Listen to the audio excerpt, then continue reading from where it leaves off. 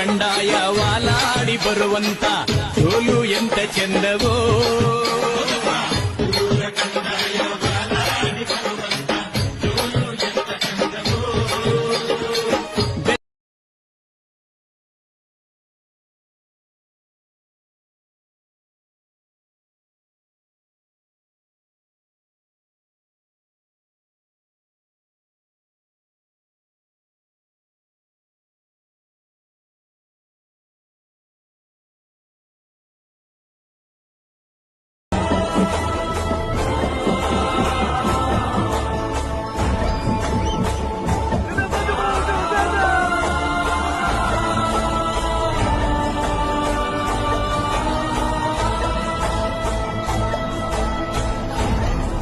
ಹನ್ನೆರಡು ಕಂಡುಗ ಅಂಗಿ ಸೊಪ್ಪ ಧರಿಸಿ ನನ್ನ ಪರಂಜ್ಯೋತಿ ಬನ್ಯೋ, ಮಂಟೇದ ಲಿಂಗು ಬನ್ಯೋ, ಮಂಟೇದ ಒಡೆಯ ಬನ್ಯೋ, ಅಯ್ಯ ಪದವನಾಡೋ ನಾಲ್ಯ ಮ್ಯಾಲೆ ಒಂದೊದಗೋ ಧರ್ಮ ಗುರುವೇ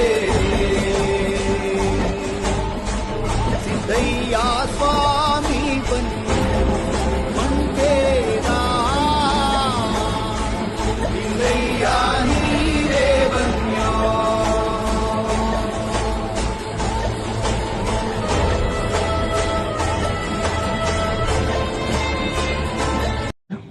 ಧರ್ಮೋ ರಕ್ಷತಿ ರಕ್ಷಿತಃ. ಈ ಒಂದು ಸೂತ್ರ ಅರ್ಥ ಮಾಡಿಕೊಂಡ ಮನುಷ್ಯನೇ ಮಹನೀಯನಾಗಿ ದೇವರಾಗಿ ಧರಣಿ ಮಂಡಲವನ್ನೆಲ್ಲ ಧರ್ಮಸ್ಥಳವನ್ನಾಗಿ ಮಾಡಬಲ್ಲ. ಮಾನವ ದೇವರಾಗಿ ಮಾರ್ಪಾಡಾಗೋದು ಅಂದ್ರೆ ಏನು ಸ್ವಾಮಿ? ರಾಜಾಪುರದ ಕುರುಬೇಗೌಡರ ಮನೆಯ ಉರಿಗಟ್ಟಿಗೆ ಮೇಲೆ ಕುಳಿತ ಸ್ವಾಮಿ ಮಂಟೇದ ಸ್ವಾಮಿ, ನಮ್ಮ ಸ್ವಾಮಿ ಮಂಟೇದ ಸ್ವಾಮಿ, ಪರಂಜ್ಯೋತಿ ಮಂಟೇದ ಲಿಂಗಯ್ಯ.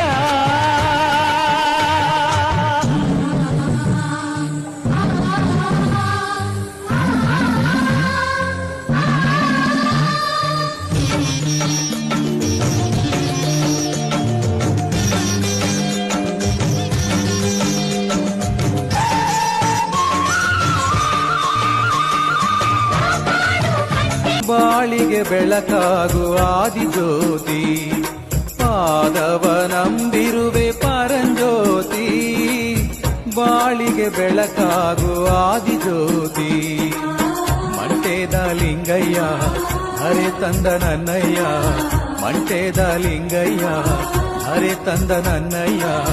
ಕರುಣೆಯ ತೋರಯ್ಯ ಕಂಡಾಯದ ಒಡೆಯ,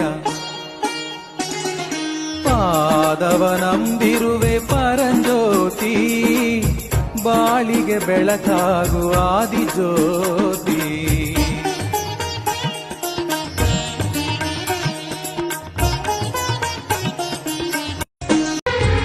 ನಾನು ಕೂಗುವ ಕೂಗು ಅರಿವಾಗದೇನು, ಕರೆದರು ಬರದಿರುವೆ ಏಕಯ್ಯ ನೀನು.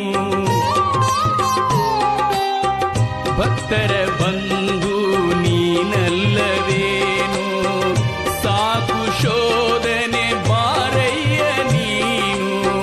ಹಾವು ಚೇಳಿನ ಸೆರೆವಾಸದಿಂದ ತಾಳಲು ಈ ವೇದನೆ.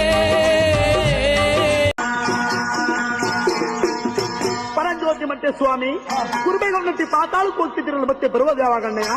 ನೋಡು ದೊಡ್ಡಮ್ಮ, ನಾಳೆ ಕಲಿ ಸಮಸ್ಯೆಲ್ಲ ಮುಗಿದಂತ ಕಾಲಕ್ಕೆ ನಾ ಬರ್ತೀನಿ. ಅಲ್ಲಿ ತನಕ ಅಣ್ಣಯ್ಯ ನಮಗೆ ದರ್ಶನ ಕೊಡೋದಿಲ್ವೇ? ಕೊಡ್ತೀನಿ ದೊಡ್ಡಮ್ಮ. ಎಲ್ಲಿ? ಪೂರ್ವ ದಿಕ್ಕಿನಲ್ಲಿ ಕುರುಬನಕಟ್ಟೆ ಎಂಬ ಗ್ರಾಮ ನಿರ್ಮಿತವಾಗುತ್ತೆ.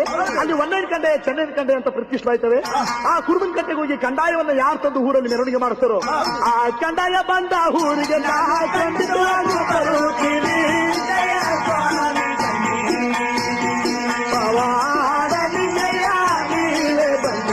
ಮನೆಯ ಒಳಗೆ ತುಂಬಿ ತುಳುಕಾಡು ಬಪ್ಪ ಸಿದ್ದಯ್ಯ ಸ್ವಾಮಿ ಬನ್ನಿ.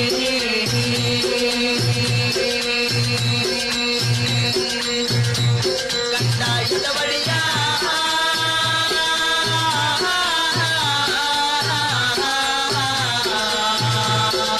ಸಿದ್ದಯ್ಯ ದಯ ಮಾಡು.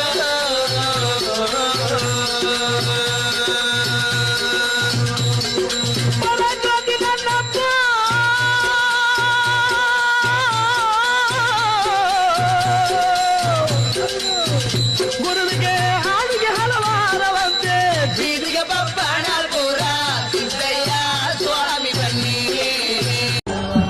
ಯಾರಿಗೆ ಒಲಿದೆಯ ಲಿಂಗಯ್ಯ ಗಂಡೈಕೆ ಒಲಿದೆಯ ಸ್ವಾಮಿ ಭಕ್ತರಿಗೊಲಿದೆಯ